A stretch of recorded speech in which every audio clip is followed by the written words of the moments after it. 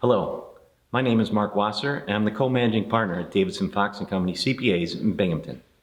They say the true measure of a person's strength is how they rise when faced with a difficult moment. On November 1st, 2019, that moment arrived for Ashley Huizinga, John Welch, and Sergeant Robert Bloom III. Together, their actions saved the life of a bedridden individual from a house fire. Having smelled smoke, Ashley ran towards the scene of the fire and alerted Tioga County Emergency Services. Learning that someone was trapped inside, John and Sergeant Bloom ran into the fire to save the son of the homeowner. They ran in to the fire. It is inspiring to know that in this time of fear and anxiety, we are blessed with heroes like Ashley, John, and Sergeant Bloom. On behalf of everyone at Davidson Fox and at Elements, it is my great honor and privilege to congratulate the recipients of this year's American Red Cross Lifeline Award, Ashley Huizinga, John Welch, and Sergeant Robert Bloom III.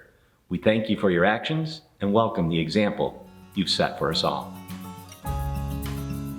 I was delivering mail on Frederick Drive in Appalachian, and I recognized the smell of a house fire. I had this gut instinct that something wasn't right with the smoke and kind of skipped a few boxes just to see if I was right, and sure enough, I alerted the neighbor nearby. I dialed 911 and we both just ran down through the yard to them.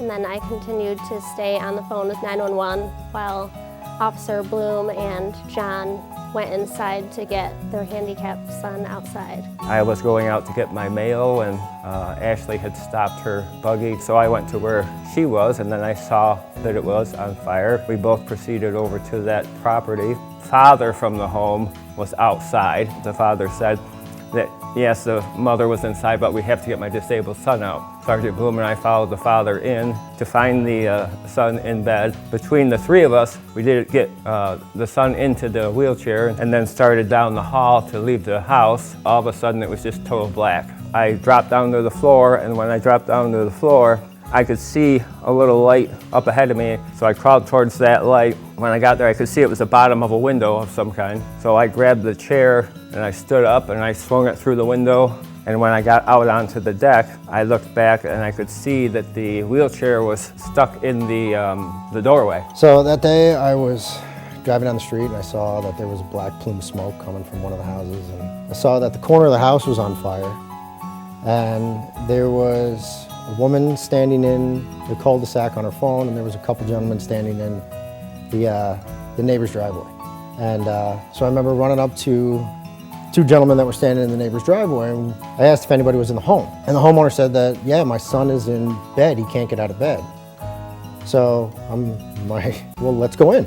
Let's get him out of bed. We ran in the back door and Mom was standing in the living room. So I told her, get out of the house. And by the time we had moved him from the bed to the chair and then gotten the chair to the door, everything above 4 feet was just black smoke. So we get it to the back door and the chair gets stuck. I'm just pounding away trying to break the door. I hear glass breaking. We find out later on that that's where John got out. When the chair didn't move, I really didn't have anything else, kind of start panicking.